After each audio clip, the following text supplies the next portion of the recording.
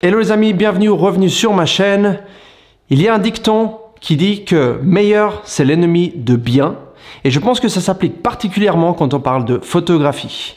On est toujours à la recherche de haute résolution, de plus de pixels, d'un meilleur capteur, d'un meilleur. Mais des fois, c'est bien de revenir aux origines.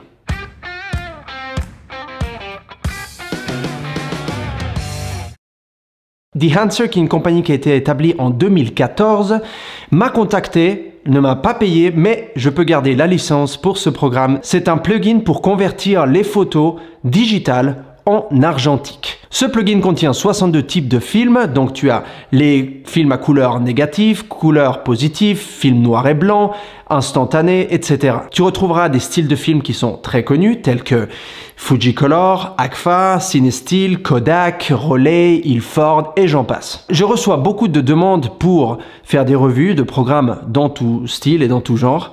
Et la raison pour laquelle j'ai accepté dans ce cas-là de faire cette revue, c'est parce que je l'ai testé ce programme et je peux te garantir que, à mon avis, c'est le meilleur que j'ai pu tester jusqu'à présent quand on parle de grain et de qualité d'image.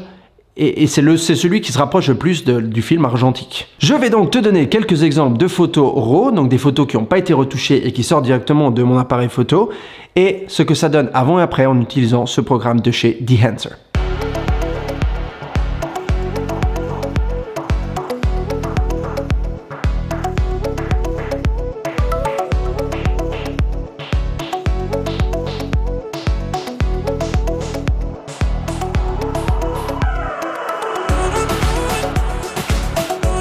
Ce programme te permet de t'attaquer au grain, au halo, au resplendissement, à la vignette, faire du push-pull, donc changer le contraste et de vraiment rentrer dans les détails pour obtenir la qualité et le type d'image qui te plaît. Dehancer est une entreprise qui a travaillé dans ce qui est la retouche, le développement de films pendant plus de 30 ans. Tu peux voir ça sur leur site. D'ailleurs, je vais mettre le lien ici en bas pour que tu comprennes un petit peu comment ça marche. C'est en anglais, donc si tu lis l'anglais et que tu le comprends, tu peux aller regarder et jeter un petit coup d'œil. Il t'explique exactement quelle est la différence entre Dehancer et juste l'utilisation d'un LUT ou d'un preset. Ça, c'est bien pour certains cas, mais ce programme te donne vraiment une modification d'image qui est juste hallucinante. D'ailleurs, je vais te montrer tout à l'heure dans Lightroom, comme ça tu peux aller voir ce que ça donne.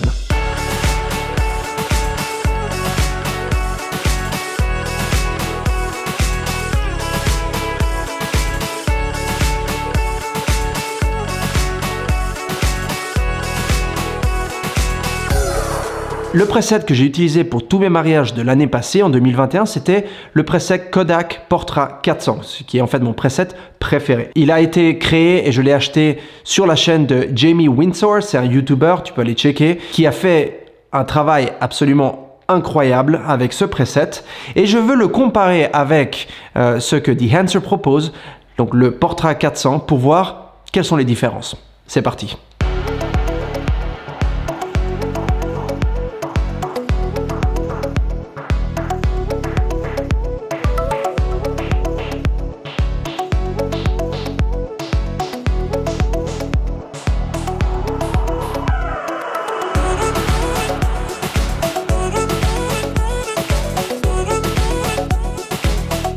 Voilà, nous sommes sur Lightroom. Donc là, j'ai importé 3 photos. Donc on a une église, une mariée et Venise. C'est des photos que j'ai prises l'année passée. Donc on va commencer par l'église. Donc on va tout simplement éditer avec Dehancer. Là, ça va créer une copie sur Lightroom donc d'un fichier JPEG. Voilà. Voilà, donc quand le programme s'ouvre, il est ainsi. Donc ici en haut, on a les types de films. Donc ici on peut choisir favori, couleur négative, couleur positive, film, noir et blanc, instantané, etc. Ici on a tous les profils, donc on peut retrouver Agfa, CineStyle, Fujichrome, Fujicolor, Kodak, Ilford, etc.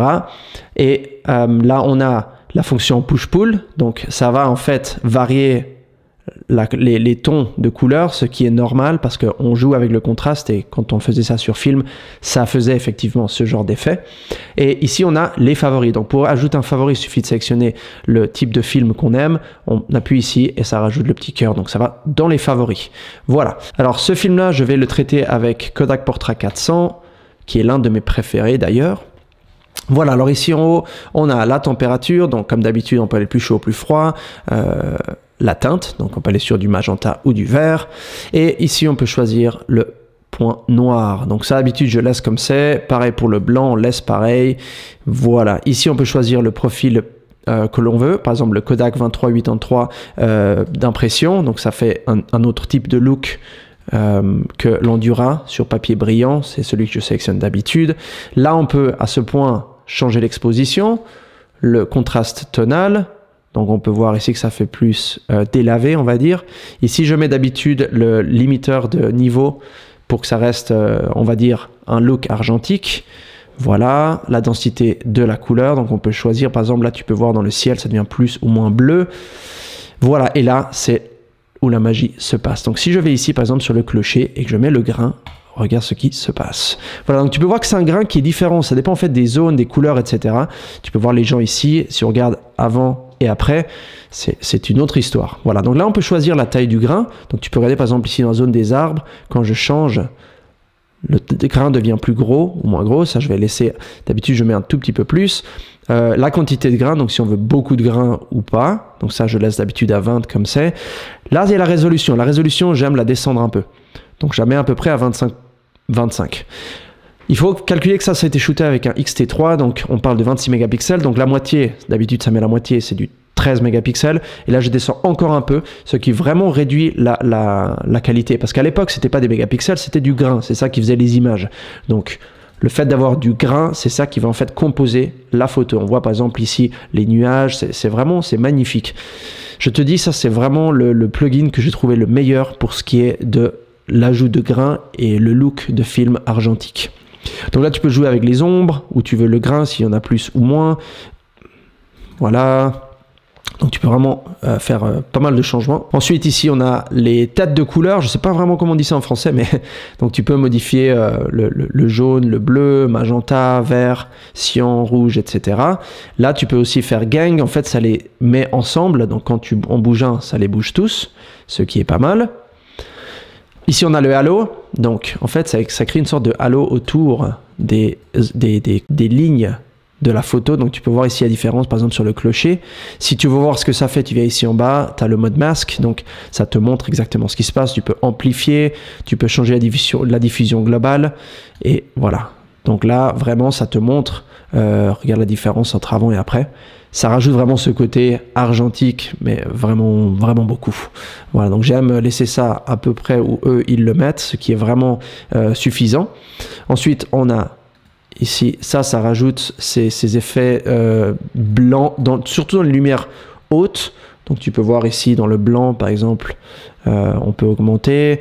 Voilà, tu regardes bien le blanc, tu vois, ça rajoute cette espèce de diffusion, voilà.